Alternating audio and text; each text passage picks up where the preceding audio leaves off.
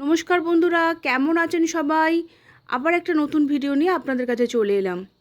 দেখুন, কালকে রথযাত্রা ছিল। রথযাত্রার দিন কি করেছি সবই আজকে আপনাদের সাথে শেয়ার করছি। সকাল সকাল স্নান টান করে এসে রান্নাঘরে এসে ভোগটা করে নিচ্ছি ঠাকুরের।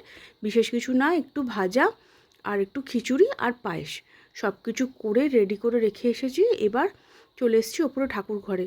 জগন্নাথকে স্নান করিয়ে নেব, নতুন জামা কাপড় পরিয়ে পরিষ্কার পরিচ্ছন্ন করে সাজিয়ে নেব। জগন্নাথের সাথে গোপালকেও বসিয়ে দিয়েছি। দেখুন, প্রথমে পঞ্চামৃত দিয়ে স্নান করাবো, তারপর গঙ্গা জলে স্নান করাবো। করেই সমস্ত জোগাড় করে দেব, ভোগ টোগগুলো বেড়ে সুন্দর করে সাজিয়ে দেব। আর আজকের পুজোটা আপনাদের দাদাই করবে জগন্নাথের। রথটাও ভালো করে সাজিয়ে পরিষ্কার করে রেখেছি, রথটাও পুজো করে দেবেন। আপনারা কার কার বাড়িতে আপনাদের রথ হলো, কি করলেন রথের দিন, সবটাই বলবেন কিন্তু। আর আমার ভিডিও ভালো লাগলে একটা লাইক করে দেবেন এবং কমেন্ট করে জানাবেন যে কেমন লাগছে আমার ভিডিও, আমার ঠাকুর ঘর কীরকম লাগছে। সুন্দর করে স্নান করিয়ে দেব। স্নান করিয়ে ভালো করে মুছে তারপরে নতুন জামা কাপড়গুলো পরাবো। আর জানেন তো, আপনাদের একটা কথা বলছি, আমি না জগন্নাথ বলরাম সুভদ্রার জামা কাপড় না এখানে খুব একটা ভালো পাই না।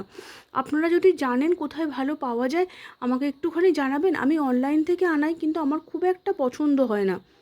আপনারা যদি জানেন কোথাও পাওয়া যায় প্লিজ আমাকে একটুখানি জানাবেন। গোপালকেও স্নান করিয়ে নিচ্ছি। তারপর এদিকে সমস্ত মোটামুটি সব জোগাড়ই হয়ে গেছে, সমস্ত কিছু হয়েই গেছে।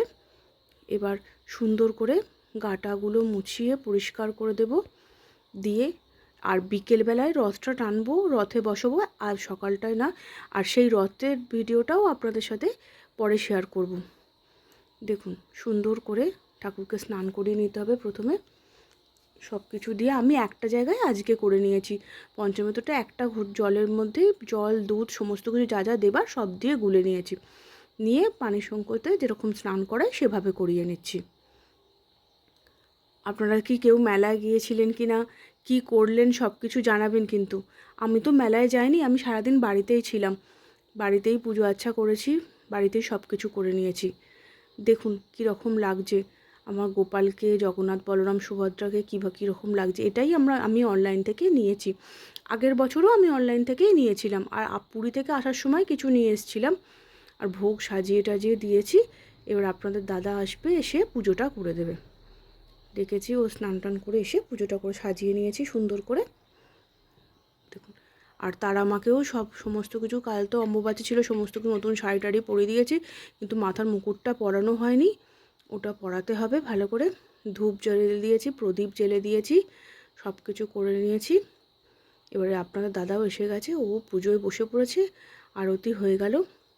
আমার ভিডিও কীরকম লাগছে বলবেন, আর একটা সাবস্ক্রাইব করে দেবেন প্লিজ। ভালো লাগলে একটা লাইক, শেয়ার এবং কমেন্ট করে দেবেন। আবার একটা পরের ভিডিও নিয়ে আপনাদের কাছে হাজির হয়ে যাব। দেখুন, আজ রথে বসিয়ে দিয়েছি জগন্নাথ বলরাম সুভদ্রাকে। এই 8 দিন প্রভু জগন্নাথ সকলেই রথে থাকবে।